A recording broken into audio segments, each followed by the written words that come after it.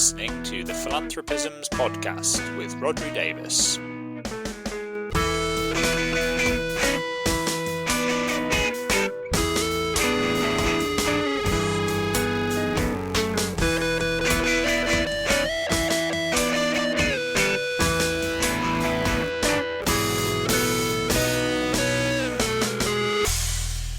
Hello, you're listening to the Philanthropisms podcast. This is the podcast where we try to put philanthropy in context. I'm your host, Rodri Davis, and this episode is the 10th in our partnership series with ERNOP, the European Research Network on Philanthropy, where I speak to academics whose work has been featured in the latest batch of practitioner-focused ERNOP Research Notes. And this week we have interviews with three more academics whose work has been featured in ERNOP Research Notes. We've got Bouke Klein Teeselink from King's College London. We've got Elizabeth Dale from Grand Valley State University, the Johnson Centre of Philanthropy there. And we've got Dominic Mayer from the University of Basel. And I'll tell you a little bit more in a moment about what I'm talking to each of them about. So each interview, if you've not listened to one of these things before, is about sort of 10-15 minutes. We just kind of cover what's in the papers in question, what some of the key findings are, and a bit of context on the current state of the links between philanthropy and academia when it comes to philanthropy. So without further ado, let's get into each of the conversations. I'll introduce each of my guests as we go along, and then I will be back at the end for the usual little bit of housekeeping.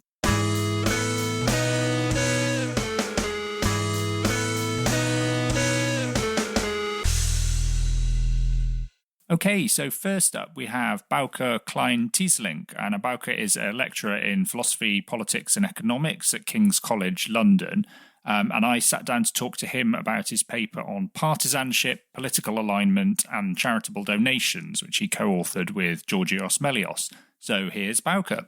Okay, great. Well, I'm here with Bouke Klein Teeselink. Hi, Bouke. Hi, how are you doing? Yeah, really good, thank you. Well, thanks very much for coming on the podcast. Really looking forward to talking a bit about this paper. And the paper in question that you've written, which has been turned into a research note for this series of the ERNOP Research Notes, is called Partisanship, Political Alignment and Charitable Donation. So maybe the best place to start is if you could just tell us all a bit about what the paper's about and what the sort of key findings in the research were. Yeah, so this paper sort of really starts from this economics literature that tries to examine how government spending relates to charitable donations.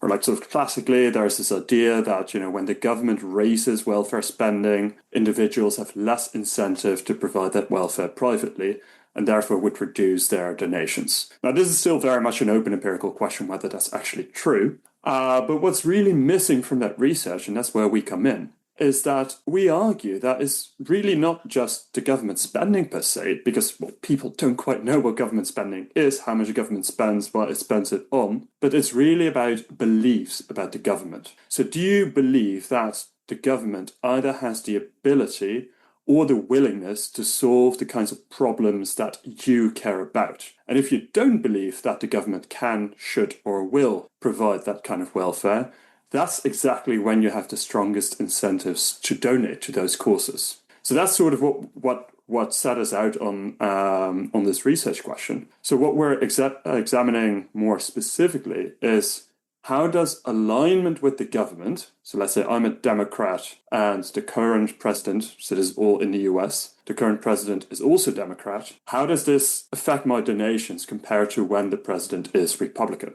Where the idea is that when you oppose a government, that's exactly when you believe the government will not be able to provide the welfare that you think it ought to provide. So that's the question we're examining, and that's exactly what we find. So both Democrats and Republicans donate really quite considerably less to charity when their own party is in power. So that's sort of the mainline story of the paper. Yeah, it's really, really interesting. And there's a sort of, as I was reading, there were a few things that I thought the idea of making that distinction, that it's not necessarily about the direct impact of what is actually being spent by the government, but actually the more important factor is what people think the government is spending, because actually that is the thing, as we sort of know in other other areas that kind of drives people's behaviour. I wondered whether there were a few things. I mean, one was, did you see in the research whether there was any distinction between people who were giving to things that were sort of direct service provision and those where they might be supporting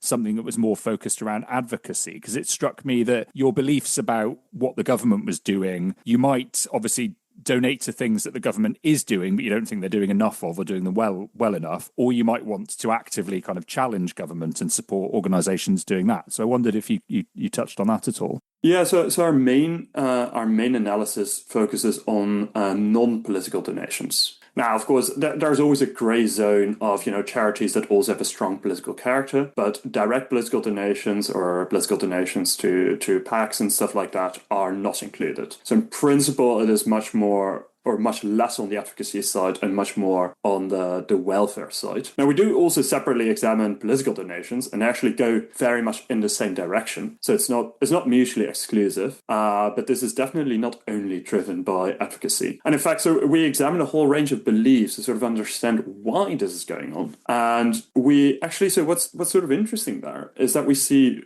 clear shifts in how much trust people have in the central government, what things they think they ought to do, but the changes in the beliefs about how much the government is spending are actually quite muted. So this is really not so much a question of, is the government spending too much or too little on something? It is a question of, will they manage to provide the welfare that they should with that amount of spending? So it's an advocacy question, at least to a larger degree than it is a levels question. That's really interesting. So it's because I was wondering about this. It's kind of those beliefs that people have about government spending, whether it was more about what it was that the government actually chose to focus on, or whether it was more about a belief in how effective or efficient the government would be in delivering that. So is it more the latter or more the former? Yeah, so it's interesting. So what we do is we examine how people answer questions about, is the government spending too much, too little, or just about right on a whole range of issues, from security to welfare to healthcare, etc., etc. And then we see, let's say for a Democrat, how do these beliefs shift when the government changes from Democrat to Republican to Democrat, etc. And if our story were driven by these beliefs, you would imagine that both Democrats and Republicans would have to believe that opposite side governments are spending too little, right? Because they're donating more when the other party is in power, which is consistent with the idea that the government is spending too little. And if anything, we find the opposite. So first of all, the effects there are quite small, but if anything, people think that governments of the opposite side are spending too much on certain issues. And that is sort of consistent with the advocacy argument that, people believe that the other side simply isn't very effective. And that we can actually show in our, let's say, trust in the federal government, which takes a dramatic hit when the opposite party comes in power. And in fact, those shifts become much stronger over time. So indeed, the degree to which people lose trust in opposite side governments is growing bigger and bigger. Well, so what's sort of interesting there as well is that this not only believes in the efficacy of government, there's an additional side about what people believe should be the role of government. So these are sort of like normative beliefs about what people think the government ought to do. And these similarly shift. So we examine a whole range of questions on, should a particular set of problems be solved by the government or by private parties? Or of course, when you genuinely believe that problems ought to be solved by private parties, that's exactly when you would donate to charities that solve those problems. And indeed, sort of consistent with our donations findings, we see that these beliefs about what people think the government ought to do shift in that similar direction, where they say, if the opposite side is in power, all these problems ought to be solved by private parties. When my side is in power, the government should solve it. And therefore, they donate mostly and only when the opposite side is in power. That's really interesting. Is there any distinction there between the situation in which someone, at a certain point, you'd imagine probably more on the left of the political spectrum, might donate when a party of the right is in power, but almost just pragmatically because they think that's necessary because, there are gaps to be filled or the government isn't, and someone on the right who might have more of a sort of fundamental ideological belief that is preferable or desirable?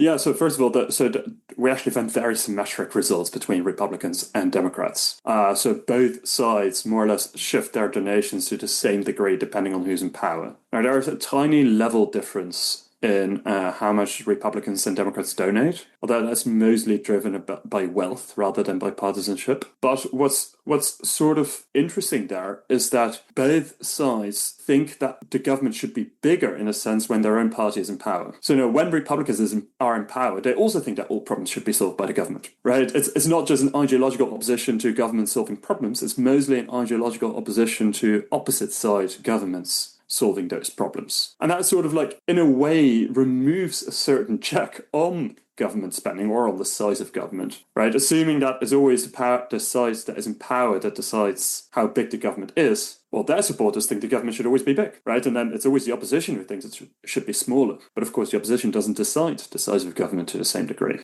Yeah, really interesting. I just want to zoom out a bit from the sort of specifics of it and just ask, from your point of view, what do you think the real world relevancy of this for practitioners might be? It obviously is kind of very much grounded in a real world phenomenon, but how could people take these insights and apply them? Well, so I mean, right now, right? I think these issues are only becoming stronger with the degree of polarization that we're observing today. You see that there is a government that is very strongly opposed by Democrats at the moment, where I think current levels of trust in the federal government by Democrats are probably at an all-time low, right? So the very first prediction that would directly come from my research here is that this should lead to an increase in donations from Democrats, right? Because there is a strong belief now amongst many Democrats that the government isn't solving the problems that matter, whether that's things about welfare, healthcare, climate, etc. So, and when people believe that the government retreats are, that's when these people should step in. So there's a role for charities to play here to say hey, there are these, let's say, reductions in international aid. This is the moment for people who oppose these kinds of cuts to step in to see hey, can we provide at least to some degree what at the moment the federal government isn't providing? And I think charities should play this card more. I mean, you see this a little bit now. I think Bill Gates just pledged a whole bunch of money to sort of try to compensate for the cuts of in the US and the UK on international aid. And that's exactly something that I think that charities should really play at the moment. Yeah, really interesting question, I guess, about whether there is any point at which there's a sort of tipping point where the level of reduction of spending tips people's beliefs over into sort of feeling as though actually their giving is not going to be sufficient, and actually that then acts as a break. But maybe that's for another piece of research. But I just wanted to ask as well, sort of zooming out yet again, what your experience and perception is of the links between academia and practice when it comes to philanthropy as a field. Obviously, the focus of these ERNOP research notes is to try and bridge that gap by kind of turning academic research into things that are more relevant and palatable for practitioners. And I just wondered what your own experience was of how easy it is to work with practice to get data for your research, and also, the other way around, to disseminate your findings. Yeah, so the data I'm using in this paper are all publicly available. So it's mostly IRS data. So in that sense, I don't rely on charities. But I will say, so I've a few different research agendas that all center around, collective action, public goods, etc. So protests, religion, charitable giving. And my impression is that the link to the non-academic sector, so to say, is probably strongest for my charitable donations research. Although I should say, I think there is a degree to which there can be more done to reach out to academics working in this space. I think it's often academics who seek to sort of try to influence practice because they care about that real world applicability that then find these organizations rather than the other way around. And I think there are going to be a bunch of academics sort of on the margin who either can't be bothered or don't really know how to reach out. And then if an organization reaches out to them, they'd be very, very happy to help with that. So I think there's much more possible there, but at the same time, I think that the links are stronger than they are in at least other research agendas of mine. Yeah, that's really interesting to hear, and particularly that idea that there's actually probably this untapped pool of academics who would love to engage, and maybe it's just having those opportunities, and maybe there's infrastructure that's needed. Listen, remains just to say thanks ever so much, Bouke, for coming on the podcast. Really interesting to hear about the research, and certainly I'm aware there are other papers that are kind of based around the same data analysis and others that you might have. Maybe you could just say a bit about what you've got planned for the future or what you're currently working on. Yeah, so I'm currently working on a paper, like at least in the charitable donation space, on a paper on the effect of immigration on the one hand, government provision of public goods, and on the other hand, private provision. So there's a whole literature in economics that sort of suggests that, when immigration rises, people or natives sort of want less redistribution, less public good provision, because many people don't want to share with people in their outgroup, so to say. And what I'm sort of showing there in that research, which is still ongoing, is that while that may be true, there is actually also a private response to going in the exact opposite direction. So both in the UK and in the US, when there is an increase in local immigration, natives actually start giving more to charity. And again, there's this sort of like this compensatory mechanism whereby the government retreats to a degree, but there is a group of people, quite a large group of people really, that steps in to sort of compensate for that increased need. Well, it's really fascinating, and I love just things that point out quite how complicated the psychology and sort of behavioural stuff behind giving is. And actually, you make all these assumptions about phenomena, and then there's it's always much more complicated than you think. Well, certainly we'll keep a keen eye out for that research. And yeah, as I say, remains just to say thanks ever so much for coming on the podcast. Well, thank you very much for having me. It was a pleasure.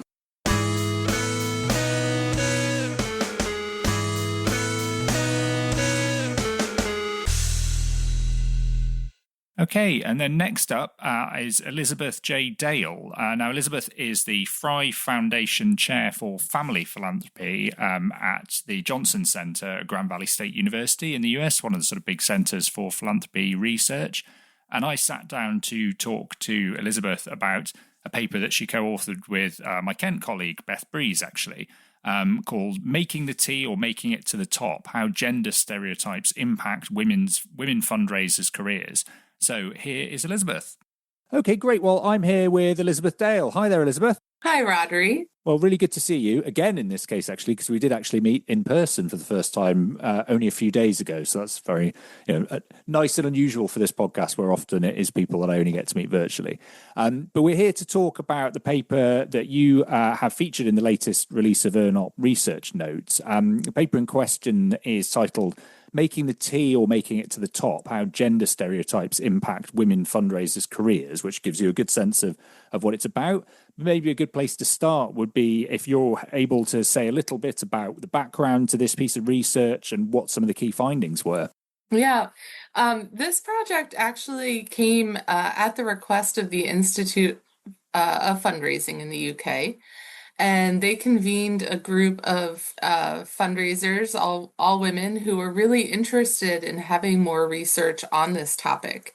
And so part of why I was so pleased to have this article chosen is because it's a real example of practitioners wanting to know more and then asking two academics, me and my colleague Beth Breeze, both of us who have worked as paid fundraisers in the past, to carry out the work. And so we had a survey that went out to the Institute of Fundraising membership, and we had about 790 survey respondents. And then we also did an additional 3 focus groups of women fundraisers. And our question was really around what did women fundraisers experience in their careers in terms of stereotypes and further discrimination and harassment? How did that impact their career progression, and really what could we do about it, or what ideas did they have to address this phenomenon? And for those people who maybe haven't thought about it before, the nonprofit sector is incredibly female. Over 3/4 of all of the workers in the sector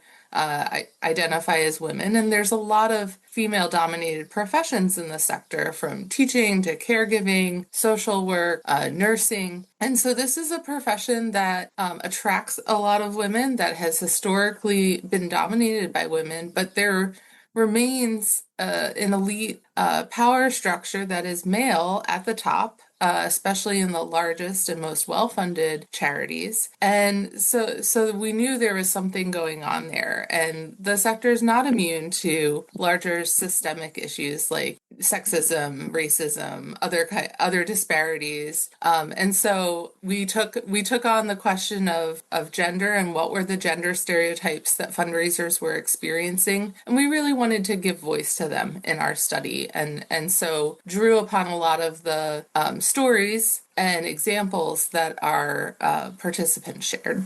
Yeah, many of which, I mean, I read the paper a few years ago because it was published a few years ago, and remember being shocked at the time. And I reread it in preparation for this, and again was shocked at just some of the stories that come out. Which it was pretty shocking, and we actually, I think it's important to note, we collected this data pre-COVID. Not to say that suddenly the fundraising profession has fixed all of its gender disparities, but there were some changes that I think post-COVID we have seen some evolution, particularly in things like job flexibility and working from home, which was suggested as sort of one potential remedy, and of course, changed for many of us.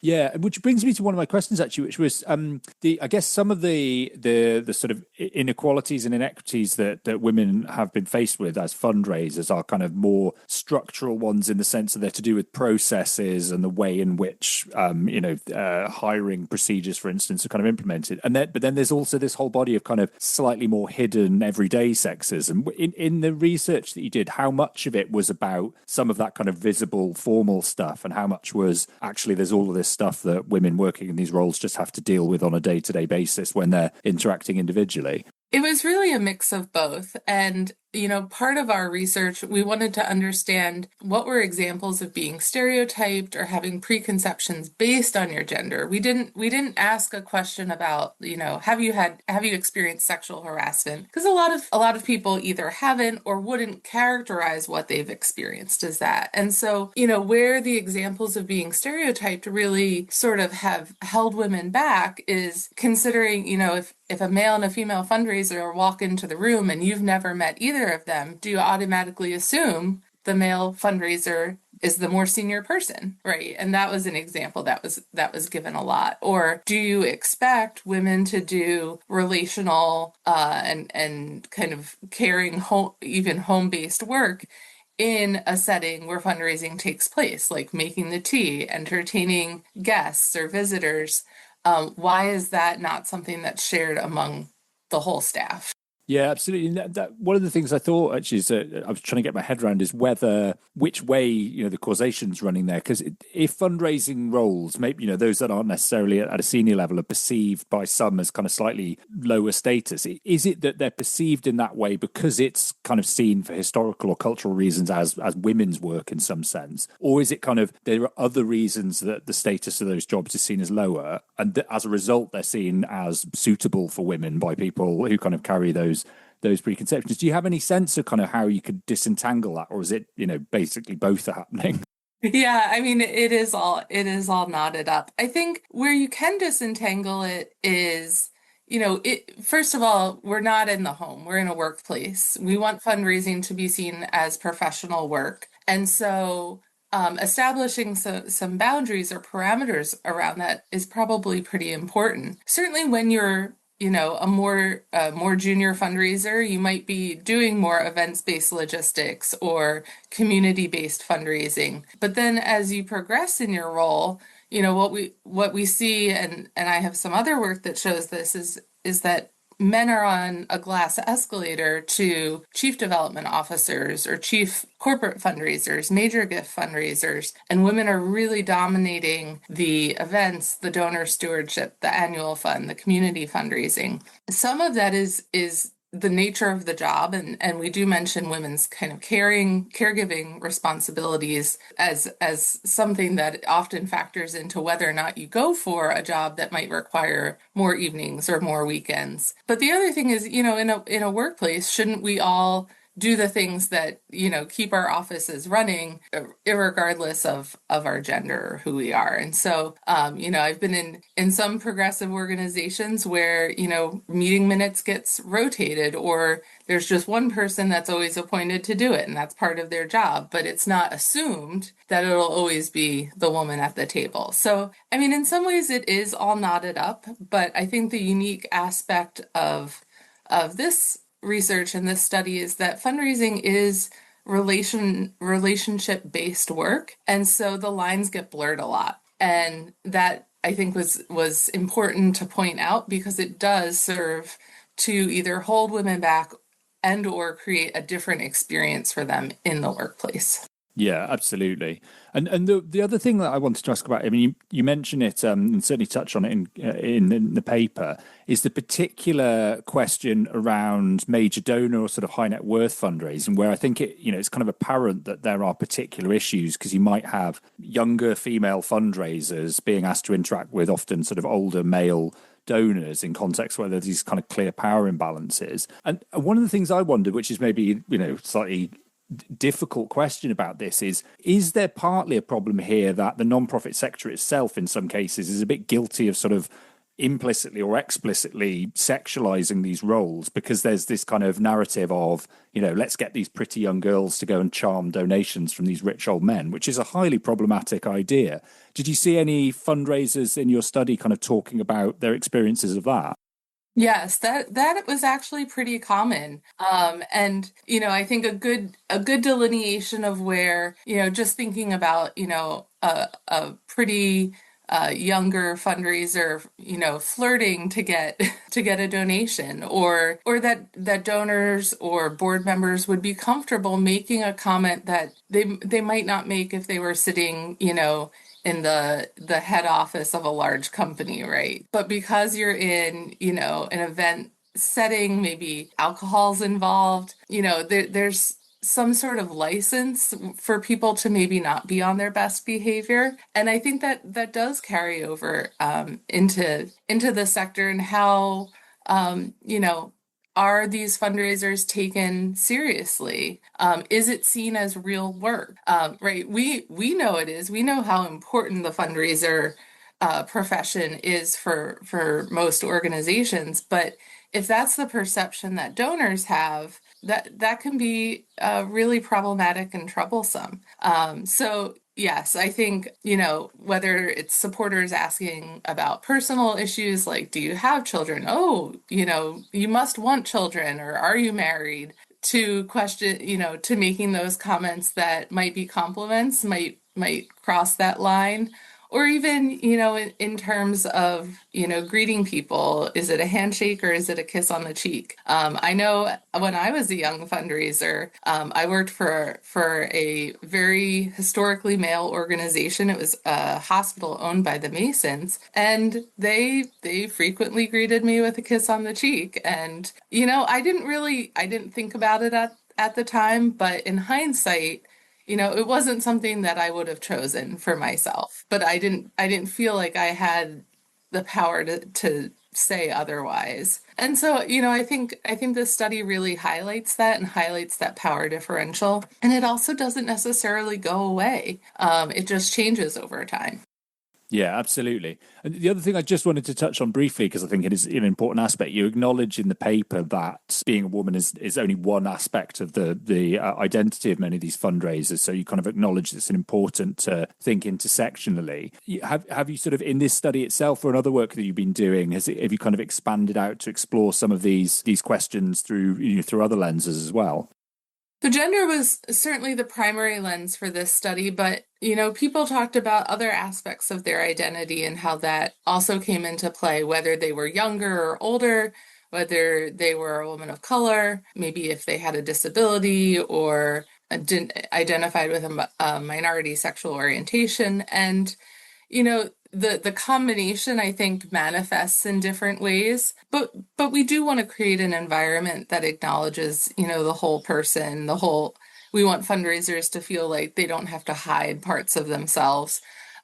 So, that understanding that intersectionality is really important. And the group that commissioned this research initially started with gender just because that's the sort of the largest group within fundraising. But other work that I've done has touched on this in other ways, either through sexual orientation or through some work with community-centric fundraising that's really concerned with equity and inclusion in all facets of identity. And, it's again tough to untangle sometimes. And we also know this, affects donors too, and how donors are motivated to give, what they identify with. And so I think understanding the nuances of identity within both the profession and within philanthropy is important for fundraisers thinking about themselves and the people they're working with. Yeah, absolutely. I mean, in so many ways, to be good as a fundraiser, you do need to have a very strong ability to kind of understand people as people and to empathize and to be a sort of, armchair, if not professional psychologist in some cases as well. So, well, and I always say, it's important not to make assumptions, but we don't want donors or colleagues to make assumptions about us either. And so it goes both ways. Yeah, absolutely. And just zooming out a bit, you kind of touched on this already, but obviously, this work is very heavily linked between academia and practice. And you kind of, it's the starting point unusually maybe was practice looking to academia for support. What's your experience more broadly of those links when it comes to philanthropy? Have you found that actually it's, generally easy to work with practitioners as the basis for your research and to disseminate the findings, or have you sort of had challenges as well? No, I really enjoy working with practitioners and have invited several to be co-researchers with me. And I've just wrapped up a 1.5-year project on community-centric fundraising with a practitioner. And it makes the research, I think, so much more impactful. We think about not just the academic audience and the theory, but we think about the implications for practice. And for the first time ever, I actually wrote a practice guide following a research study. So, that interplay is incredibly important, and we need practitioners to understand the research enterprise, and we need researchers to understand, what are the questions and the needs of the sector and of the profession in order to help them advance their work. And so it's, again, both end has been sort of the theme of this conversation, but I really enjoy it, and it's brought a lot of meaning to my work because I've managed to keep a hand in the sort of actual practice via these relationships. Great to hear. And then just finally, before I let you go, I just wanted to ask, because obviously, in many cases, these research notes relate to papers that themselves were then published a little while ago, given the way that academic publishing works. And I know that's the case here. So just wondered what it is that you're currently main focus is and what areas you're working on. Well, I have a new role. It's less than a year old as the chair of the Frye Chair of Family Philanthropy at the Johnson Center. So one of my newest projects is on donor education and understanding what helps donors kind of progress in their philanthropy, deepen their own sort of understanding and reflections of their giving, and hopefully increase the commitments that they're making, and being more intentional as opposed to just responsive. So I'm doing that work right now with some community foundation donors in the US, and then have a couple, as I mentioned, just wrapped up a project looking at community-centric fundraising, adoption, and effectiveness across the United States. That's already out and available. And then also doing some work on LGBTQ philanthropy in the U.S. Now that the Trump administration has restricted funding. This is contracted work, but has, I think, some broader implications, of course, and trying to make the fundraising process a little more transparent for newer and emerging organizations that are seeking grants and donations. And so we're both taking stock and trying to create a tool or a resource for organizations that this has affected. So that's what's taking up my time. Great. Well, really interested to hear, and I'll put links in the show notes to places where people can find some more information on some of that if they want to dig into it further. I just remains to say thanks ever so much, Elizabeth, for coming on the podcast. Really interesting to hear about this paper and about all the other work that you're doing. Thanks so much, Rodri.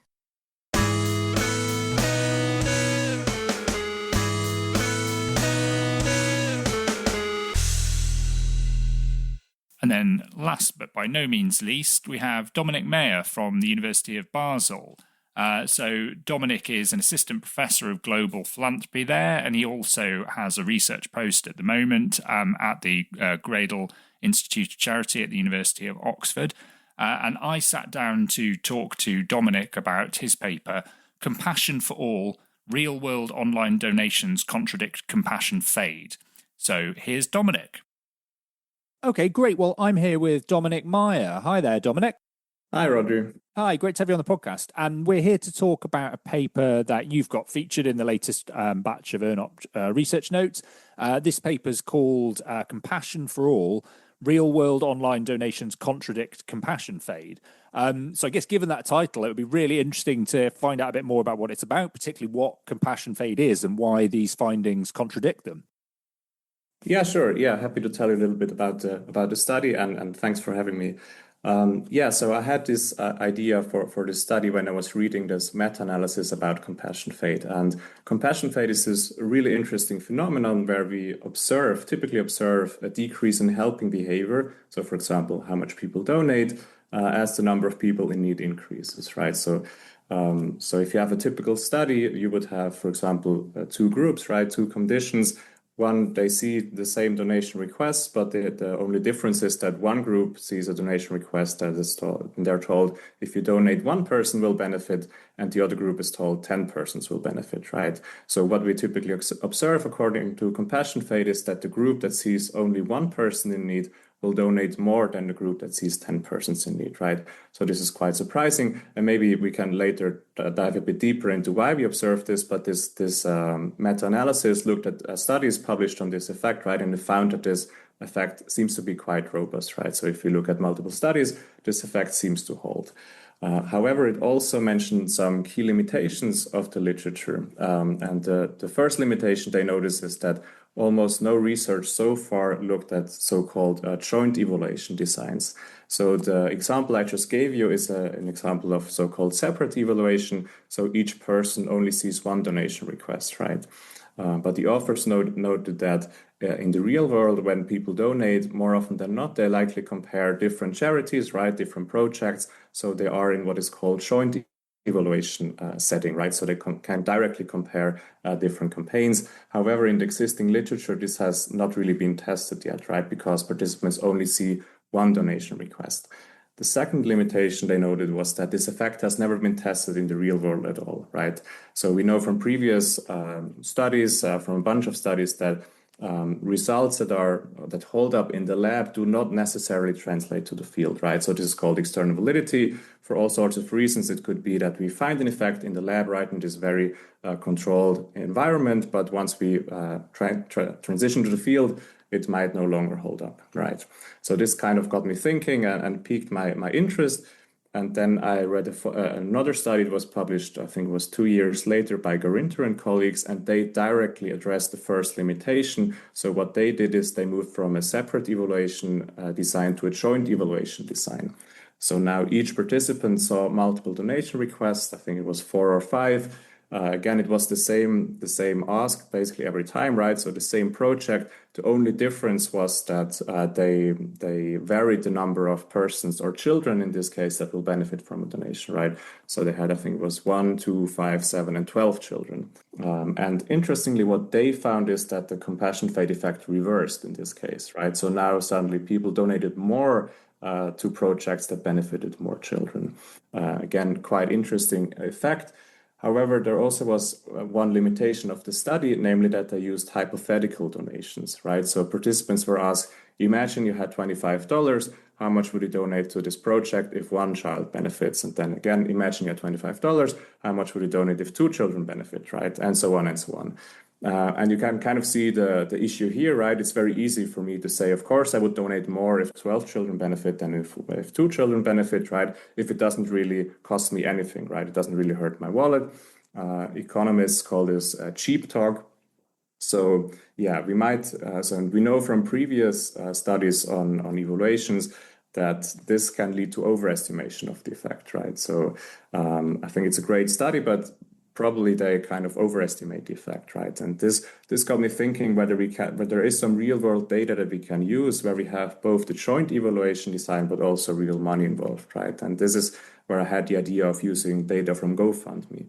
So for people who do not know GoFundMe, it's the largest donation-based crowdfunding provider. It's a website, and basically anyone can create a project there to raise money.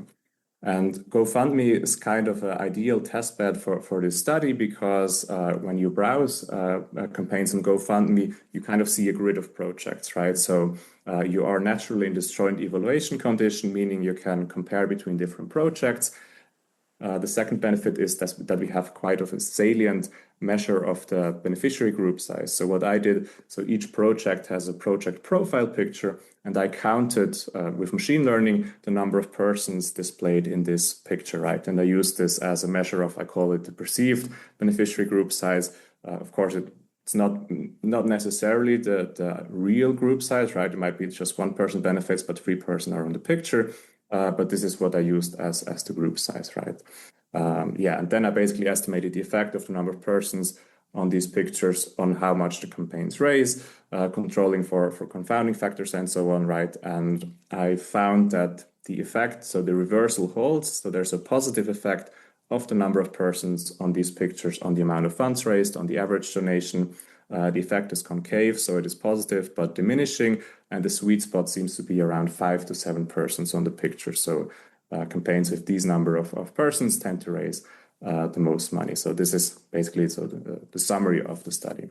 Yeah, really interesting. So a couple of things as I was reading it that I wanted to pick up on. You've sort of touched on a few of them there. I guess the first is just sort of, in brief terms, what's your sense of how we should understand the mechanism behind the compassion fade effect in the first place? Because there is something intuitive about that idea that actually people are more likely to respond when they see a single person or a kind of small number of people, whereas if you see a very, very large crowd, sometimes it's kind of overwhelming or it's too abstract. But is there a point in between those two things where suddenly you kind of tip over from people being able to identify to sort of losing track, and then you get this fade effect?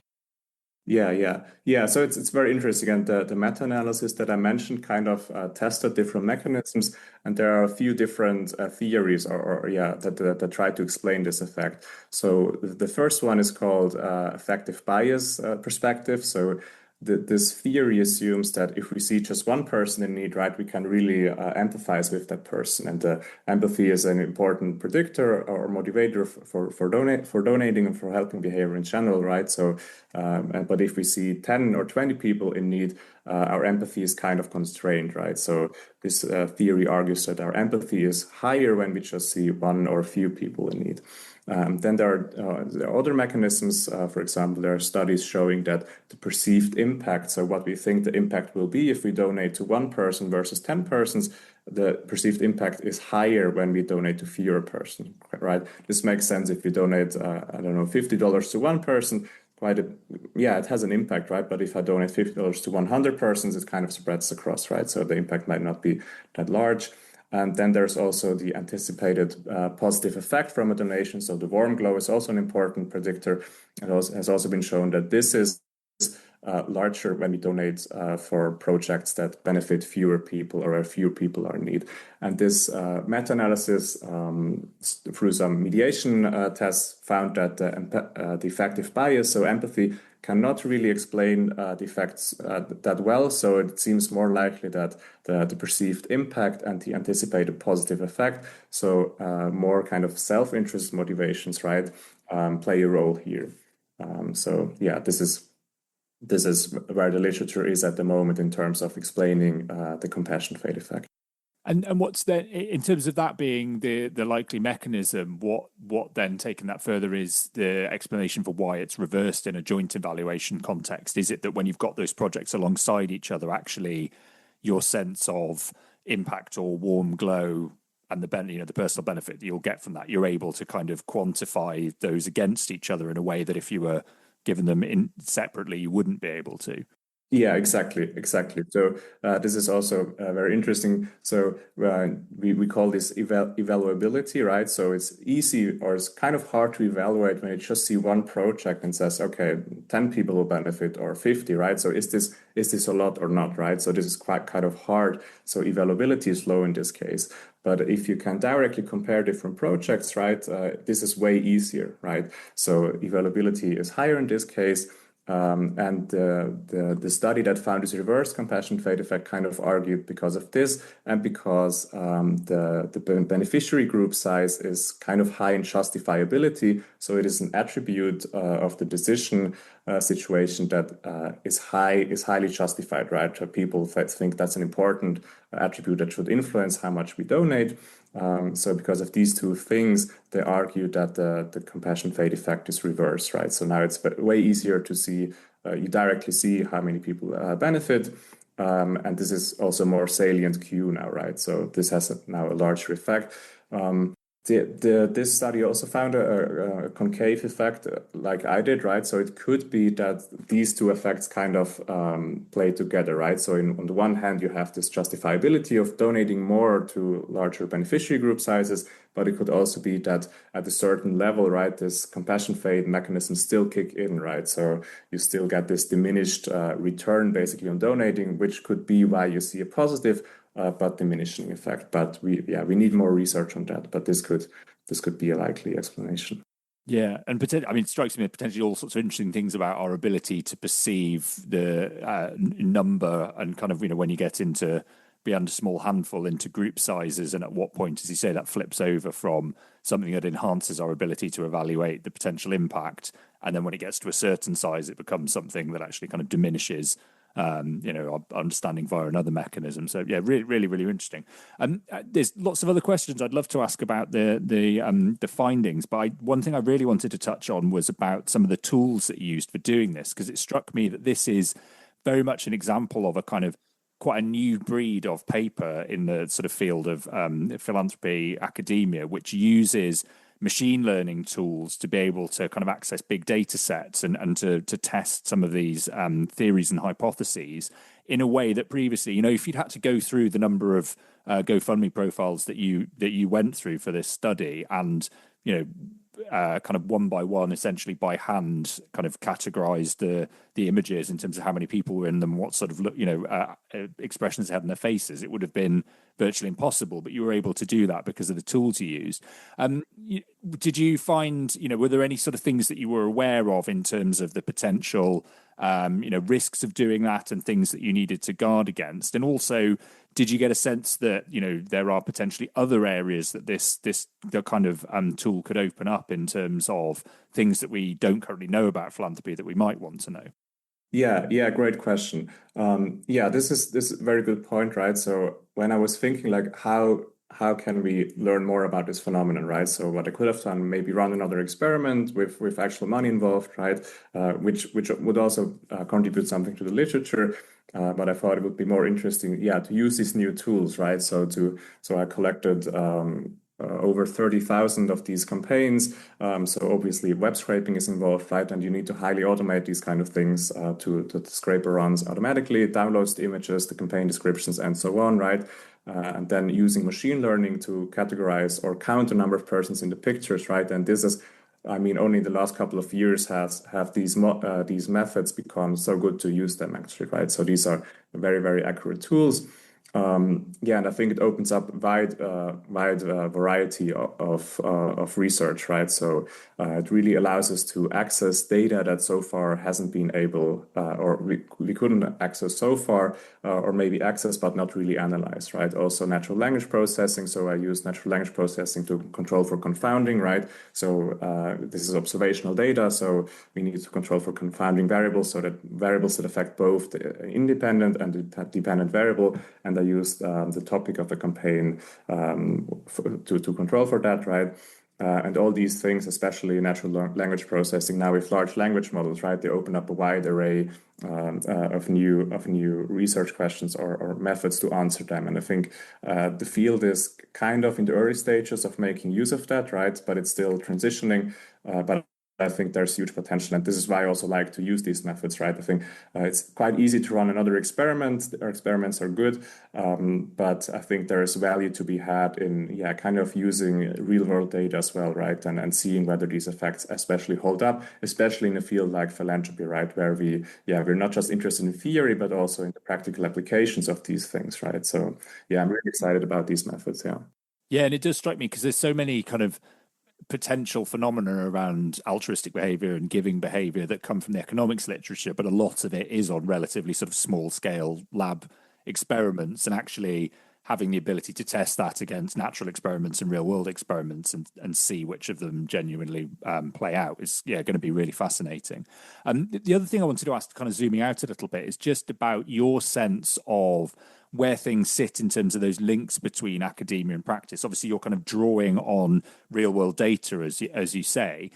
How have you found it kind of being able to access that data and work with platforms or organizations in order to kind of get the raw material for the kinds of studies you're doing? And conversely, when you're trying to kind of share these findings or disseminate them, do you find a willing audience among practitioners and people actually kind of working in the field? Mm-hmm. Yeah. So accessing the data in this case, right, was public data, so I could just scrape it.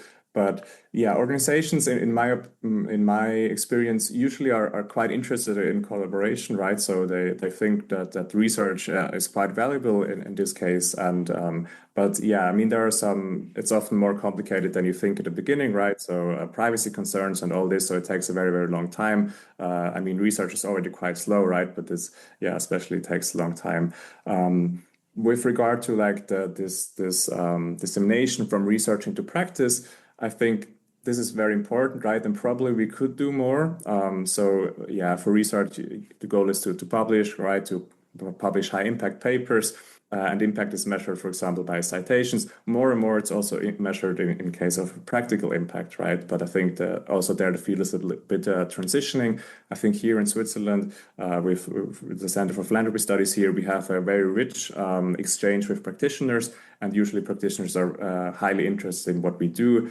But yeah, I think we need initiatives like this, right? Like the research note, the ERNOP Research Notes, or the safe spaces for philanthropy of the ERNOP conference, right? Where we really bring together practitioners and researchers or academics, because I mean, let's be honest, most practitioners will never read such a paper, right? Maybe they will read the research note, or if they will read the abstract, but where they're really aware of like, yeah, that the compassion fate effect only holds in separate evaluation, right? Maybe for a fundraiser you are, but I think we could do more, but I think we are on the right track. Yeah. Yeah, absolutely. And I just wanted to ask finally, what you're focusing on at the moment, because I know often we're talking about papers that people have sort of done, often a few years in the past and then been published and then been turned into a research note. So are you doing more work in the same field, looking at this kind of data from crowdfunding, or are you kind of applying some of the same approaches in other areas? Yeah, so as you mentioned, so I really like to work with these innovative and new methods, like especially large language models at the moment, open up an array of new research questions to tackle. But I'm also specifically continuing the work on GoFundMe. So in my role as a visiting researcher at the Gradle Institute of Charity in Oxford, I'm still looking at GoFundMe. We collected even more data, and we're trying to see whether we can use machine learning like large language models to kind of identify in the project description attributes that predict the success of these campaigns, right? So to kind of see which attributes predict the success and whether these models can predict the success of these campaigns. Because while crowdfunding is great, one real downside is that most campaigns do not reach their funding goals, right? So roughly 20% or not even reach the funding goals. So we really need to kind of help these people. These are not fundraisers, right? These are regular people that create these campaigns. So if we can have an impact there, it would really have a huge impact in the field, right? So this is one project I'm really excited about at the moment. Great. Yeah, well, we'll definitely keep eyes open for that, because it sounds really fascinating. I think this whole area of crowdfunding and how it sits alongside traditional giving and the factors that then make for success or that influence how people choose between different campaigns is really, really interesting as an area. Just remains to say, Dominic, thanks ever so much for finding time to come on the podcast. It's been really interesting to hear about this research, and wish you all the best with the rest of it in the future. Yeah, thank you so much. Thanks a lot for having me. It was great. Thank you.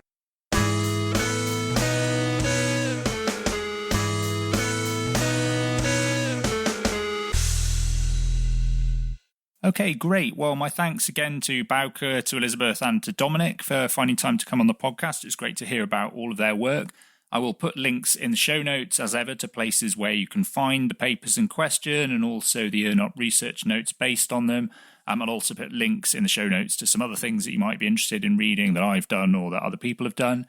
If you're interested more broadly in issues around philanthropy and civil society, do check out the website at whyphilanthropymatters.com. You can sign up for the newsletter there. You can get all the back issues of this podcast, and you can get lots of long-form articles and sort of short-form guides. So there's lots to dig through there. If you want to follow me on social media, please do that. I'm on LinkedIn and a little bit on Blue Sky, but LinkedIn's probably the best place to find me. If you've got ideas for people I could talk to or topics we could cover on the sort of non-ERNOP issues of the podcast, do drop me a line. You can find the contact details at the website. Other than that, just follow the podcast, like the podcast, subscribe if that's still a thing people do for podcasts. Do tell people that you think might be interested about it, because I think word of mouth really helps. And if you've got the time to leave a nice review wherever it is that you get your podcasts, that would also be very much appreciated. Other than that, I will see you next time. Bye!